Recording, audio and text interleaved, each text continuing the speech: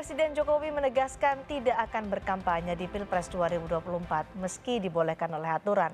Netralitas Presiden dikritik oleh sejumlah akademisi dari berbagai kampus usai Jokowi menyatakan boleh kampanye dan memihak. Ini menyampaikan keterampilan yang mendalam dengan gejala budaya, sikap kenegarawanan dari Presiden Republik Indonesia Joko Widodo. hentikan penyalahgunaan sumber daya negara untuk kepentingan pelanggaran kekuasaan. Selain kepada hukum dan prinsip demokrasi, Anda bertanggung jawab kepada Tuhan. Di tengah sorotan seruan akademisi dari berbagai kampus di sejumlah daerah, Presiden Jokowi mengeklaim tidak akan berkampanye dalam pemilu 2024. Jokowi mengakui meski Presiden berkampanye dibolehkan dalam undang-undang, tetapi Jokowi tidak akan berkampanye. Ini saya ingin menegaskan kembali pernyataan saya sebelumnya bahwa Presiden memang diperbolehkan undang-undang untuk kampanye. Dan juga sudah pernah saya tunjukkan bunyi aturannya. Tapi jika pertanyaannya apakah saya akan kampanye, saya jawab tidak. Saya tidak akan berkampanye. Pernyataan Jokowi ini disampaikan usai mendapat kritik dari berbagai kampus. Berbagai kampus terus menyuarakan keprihatinan terkait kondisi politik dan demokrasi jelang Pilpres 2024. Diawali dari akademisi UGM Yogyakarta, kemudian diikuti dari akademisi berbagai kampus. Salah satu pesan yang disampaikan para akademisi adalah mengingatkan Presiden Jokowi agar bersikap adil dan menjunjung tinggi etika saat menjalankan kekuasaan. Kekuasaan yang dijalankan secara lancung akan merusak etika. Kemudian hukum akan ikut rusak juga. Kami mengawasi khususnya sejak keputusan Mahkamah Konstitusi nomor 90/PUU 21/2023 yang meloloskan putra Anda menjadi calon wakil presiden. Anda makin menjauh dari harapan yang diamanatkan oleh pemilih Anda, terutama menyangkut netralitas sikap negara yang Anda sering katakan dan kontinuitas perjuangan reformasi melawan korupsi, kolusi, dan nepotisme dalam berbagai bentuknya. Hingga kini sedikitnya ada 30 kampus dari berbagai kota yang menggelar mimbar akademik. Petisi akademisi meminta Jokowi netral, termasuk aparat, hingga persoalan etika dan demokrasi. Sebelumnya saat berkunjung ke Lanut Halim bersama Prabowo Subianto, Jokowi menyebut presiden dan menteri boleh memihak dan berkampanye. Itu kan hak demokrasi, hak politik setiap orang, setiap menteri sama saja. Yang paling penting presiden itu boleh loh kampanye. Presiden itu boleh loh memihak. Boleh. Tapi yang paling penting waktu kampanye tidak boleh menggunakan fasilitas negara. Boleh, Pak. Kita ini kan pejabat publik sekaligus pejabat politik. Masa gini nggak boleh berpolitik, nggak boleh. Menteri juga boleh. Soal netralitas, saat ini aturan terkait presiden boleh berkampanye telah digugat di Mahkamah Konstitusi.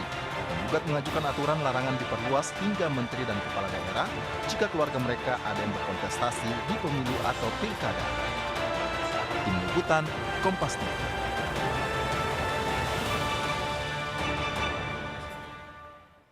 Benarkah pernyataan Jokowi hari ini terkait tidak akan kampanye adalah bentuk respons dari kritik sejumlah kampus? Kami akan bahas bersama Yohanes Joko, tenaga ahli utama Kantor Staf Kepresidenan atau KSP.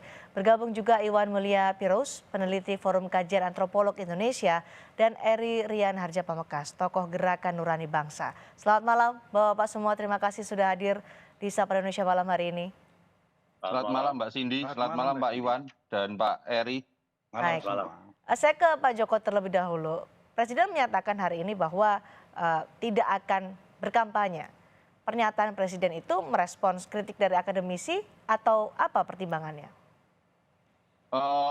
Kalau masalah pertimbangan tentu Bapak Presiden yang tahu, Mbak. Tetapi kan sebenarnya apa yang sekali lagi, Mbak, kami ingin pada kesempatan ini menyampaikan apa yang disampaikan oleh berbagai forum akademisi itu adalah sesuatu yang patut kita hargai karena bagaimanapun juga beliau-beliau ini kan para profesor peradaban bangsa ini dimulai dari beliau-beliau ini dan apa yang beliau-beliau sampaikan ini kan respon dari situasi yang berkembang beberapa saat terakhir ini begitu Mbak.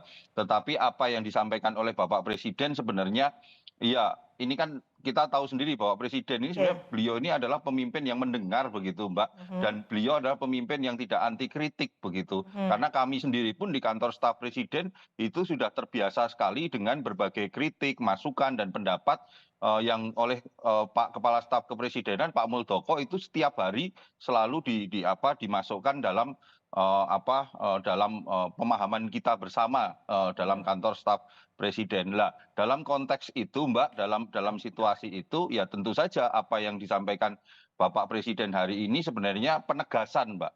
Karena penegasan dari apa yang selama ini dipolemikkan. Apa sih yang dipolemikan selama ini ketika Bapak Presiden pada saat di Halim menjawab pertanyaan media, begitu Mbak. Dari pertanyaan media itu Bapak Presiden menegaskan jangankan menteri, presiden itu oleh undang-undang juga dimungkinkan untuk melakukan kampanye lepas dari perbedaan tafsir para ahli hukum. Tetapi pada hari ini kita dengan tegas Bapak Presiden undang-undangnya memungkinkan, tetapi beliau mengambil sikap untuk memastikan tidak melakukan kampanye. Itu, Mbak. Di Halim kan menjelaskan undang-undang tanpa menyebutkan akan seperti apa langkah presiden, tapi kemudian hari ini ditegaskan ini presiden fix ya, tidak akan ikut kampanye di Pilpres 2024 ya, Pak Joko? Ya, itu yang disampaikan Bapak Presiden tadi, begitu, Mbak. Baik, Pak Eri, dari Gerakan Nurani Bangsa kan selalu menyuarakan supaya pemilu ini berlangsung secara demokratis, pemilu ini bersih, jujur, dan adil. Mendengar pernyataan Presiden hari ini bahwa tidak akan ikut kampanye dalam pemilu 2024, apakah itu cukup untuk Gerakan Nurani Bangsa? Saya pikir itu berita baik ya. Mudah-mudahan bisa diikuti dengan langkah konkret yang sesuai dengan apa yang disampaikan.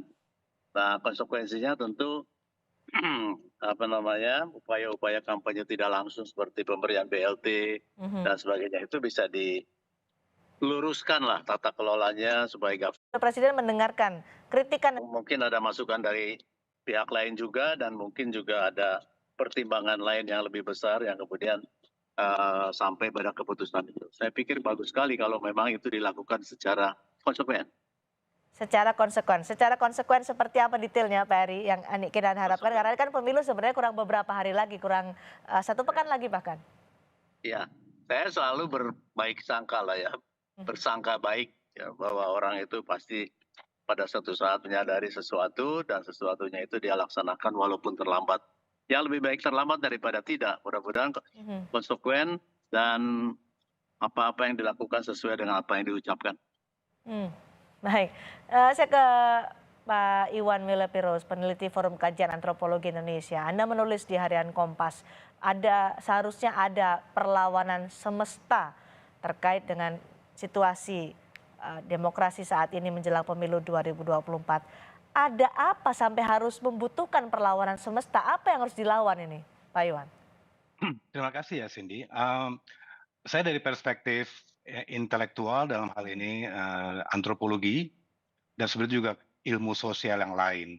Jadi fenomena politik Indonesia seperti yang kita alami, situasinya sangat panas itu kan yang kita kenal sebagai pemilu sebetulnya hanya sebagian kecil dari kebudayaan demokrasi kita, kebudayaan politik demokrasi kita. Jangka panjang, politik itu bukan hanya 5 tahunan, tapi juga sehari-hari. Jadi sebetulnya yang dimaksud perlawanan semesta itu adalah sebetulnya kaum intelektual yang sudah bikin statement moral segala macam. Itu sebetulnya kan mereka adalah suara-suara tertinggi moral pendidikan dari kampus, suara nurani bangsa, suara-suara atau gema dari roh pemenulis undang-undang dasar sendiri. Nah, itu semua dalam kondisi Indonesia dari semenjak Orde Baru bahkan mungkin sampai sekarang memang belum terkoneksi menjadi sebuah pengetahuan yang merata ke seluruh orang. Sehingga orang-orang itu, dalam hal ini saya bilang kelompok-kelompok masyarakat ya, ada Oke. buruh, ada nelayan, ada intelektual, ada petani, ada freelancer, apapun, mereka semua memahami politik itu secara teknis aja, bahwa itu pemilihan, demokrasi dimaknai bahwa semua boleh, kebebasan. Sebenarnya tidak itu saja, tapi juga demokrasi itu adalah produk intelektual yang harus disampaikan lengkap.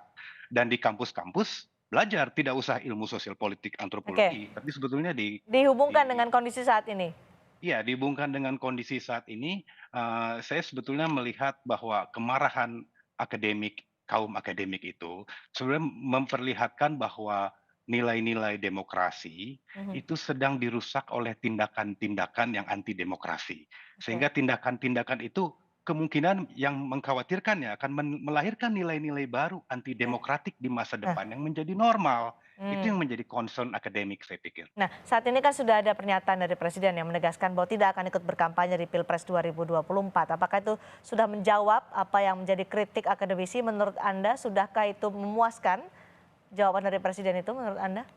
Menurut saya kegusaran para akademisi itu bukan dibangun 1-2 hari ya, tapi mungkin sudah lama, sudah cukup lama. Sehingga jawaban Jokowi itu mungkin suatu respons, tapi juga saya tidak bisa bilang bahwa itu akan memperbaiki semua keadaan. Kenapa? Karena sebenarnya ya kalau dalam konteks pemilu, pemilunya sudah akan sebentar lagi. Lalu kemudian dalam hal ini kan kita melihat bahwa Presiden memberikan respons untuk menenangkan rakyatnya. Tapi kita tidak tahu rakyat itu dapat ditenangkan sejauh apa dengan kata-kata Presiden seperti itu yang maksudnya baik. Terlambat begitu pernyataan itu dari Presiden menurut Anda karena sudah kurang 1 pekan lagi pemilu presiden akan berlangsung. Iya. Pak Iwan, Ya. apakah penegasan itu terlambat? Ya, menurut saya penjelasan itu terlambat, formalitas. Formalitas saja Pak Joko, silakan ditanggapi. Enggak lah, kalau formalitas itu kan artinya ada satu hal yang sebelumnya tidak terjadi, sekarang terjadi karena ada tanggapan itu. Padahal kami yang sehari-hari Mbak yang ada di kantor staf Presiden, kita sendiri yang betul-betul merasakan. Saya tidak pernah capek untuk menjelaskan Mbak bahwa posisi kami di kantor staf Presiden dari 3 pilar istana, kantor staf Presiden itu yang non ASN paling banyak itu di kantor staf Presiden. Kalau kami mau berpolitik, kami bisa berpolitik gitu. Tetapi pilar yang menjadi pilar politik dari salah satu sayap kepresidenan itu dengan tegas mengambil langkah-langkah untuk menunjukkan netralitas, menunjukkan imparsial dan menunjukkan profesionalitasnya, Mbak. Jangan salah, ada 8 tenaga ahli utama kami yang dinonaktifkan karena dia mencalek. Ada 2 deputi kami yang saat ini sudah tidak lagi menjadi deputi karena memilih menjadi tim kampanye dari pasangan calon capres dan cawapres yang ada begitu, Mbak. Meskipun tadi ini adalah gaungnya sudah lama tapi baru kemudian direspon hanya 1 pekan sebelum Pilpres berlangsung. Itu menurut Anda bukan sebuah formalitas ya, Pak Joko? Ya karena kan begini Mbak, sebenarnya yang terjadi adalah banyaknya disinformasi begitu Mbak, yang yang disinformasi ini kemudian sampai kepada publik dan oleh publik ya sekali lagi karena ini tahun politik ada framing positif, ada framing negatif. Framing negatif bagi mereka yang dirugikan, framing positif bagi mereka yang diuntungkan. Tetapi kami mengapresiasi Mbak dan berterima kasih atas apresiasi yang diberikan oleh Pak Eri tadi terhadap apa yang dilakukan oleh Bapak Presiden dan percayalah seluruh proses itu tetap akan kami jaga begitu Pak Eri dan Pak Iwan. Ya ini adalah tanggung jawab kita bersama Pak untuk menjaga pemilu ini agar pemilu ini memang betul-betul berjalan dengan jujur, adil dan demokratis gitu. Baik, Pak Eri dan dengan Gerakan Nurani Bangsa kan selama ini sudah bertemu dengan sejumlah tokoh dari beberapa bulan lalu. Kemudian ketika Presiden Jokowi menyatakan hari ini netral, apakah ini juga menurut Anda akan sesuai dengan apa yang dilakukannya nanti meskipun anaknya Gibran Rakabuming Raka maju dalam kontestasi Pilpres 2024. Apakah akan sejalan dengan apa yang disebutkan Presiden hari ini, netral?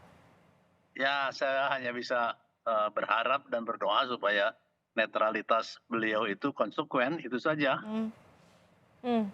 Anda berdoa dan berharap? Ya. Meskipun yang maju adalah anak Presiden sendiri ya? Ya, apa boleh buat, sudah jadi keputusan hukum kan? kita tidak bisa melakukan apa-apa lagi. Justru disitulah terjadinya benturan kepentingan, dan benturan kepentingan itu yang harus dihindari, ya antara lain dihindarinya dengan cara beliau tidak ikut berkampanye. Tentu banyak hal-hal lain yang harus diperhatikan oleh beliau, nanti dikawal oleh Bung Joko dan teman-teman. Apa saja itu Pak Heri? Kenapa? Apa saja itu yang harus dikawal? Yang pasti itu BLT, Bansos itu ya. Kemudian yang kedua, instruksi yang jelas kepada anak buah untuk tidak juga untuk mengikuti sikap beliau, betul-betul bersikap netralitas.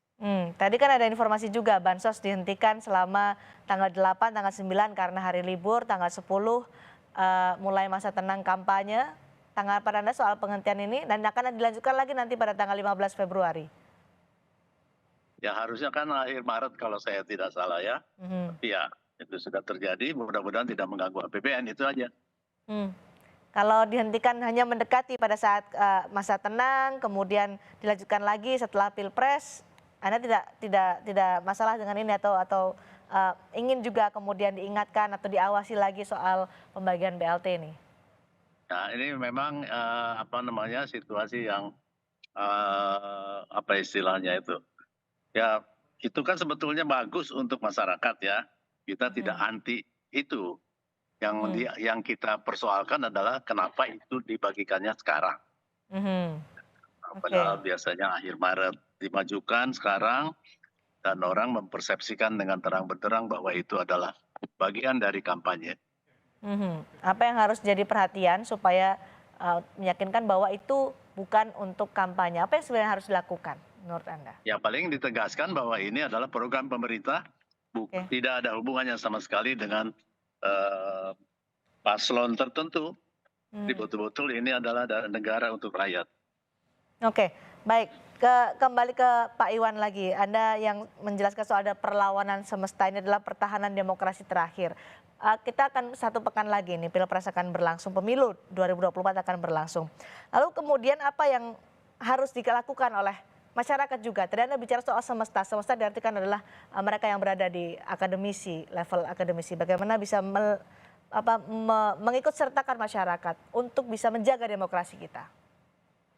Sebetulnya yang akan saya sampaikan mungkin tidak akan terasa dalam waktu cepat ya. Artinya perlawanan itu kan sebenarnya sikap kewaspadaan bahwa demokrasi itu sebenarnya sesuatu yang selalu bergerak. Dia tidak pernah mati, dia selalu bisa didorong untuk maju atau bahkan dimundurkan oleh aktor-aktor yang bermain. Dan demokrasi itu kan sebetulnya suatu values demokratik di mana semua terlibat, semua bisa dibicarakan dan semua akan saling melindungi dan semua akan berbahagia, dan itu adalah bagian daripada hak ya. Dan kita mempercayakan nilai-nilai itu akan dilakukan oleh pelaksana yang kita pilih. Nah itulah sebenarnya titik krusialnya bahwa demokrasi tidak pernah diam karena pelaksana yang akan melakukan yang memimpin negara ini berganti-ganti orang selalu. Sementara nilai itu kita junjung terus. Sehingga kalau orang-orang yang memimpin kita itu kemudian melakukan suatu hal-hal yang melanggar, sesuatu hal yang kita tidak suka, sebenarnya kita harus bersuara. Masalahnya adalah jangan sampai di waktu masa depan ini rakyat tuh merasa bahwa pemimpin itu sangat berkuasa sekali sehingga dia bisa menentukan apa saja. Padahal kita pilih mereka loh. Kita mengharapkan mereka menyayangi kita. Bukan mereka memarah-marahi kita kalau kita kesal. Dan saya rasa akademisi sebenarnya concernnya di situ kok. Bukan partisan atau memihak secara spesifik. Baik. Terima kasih.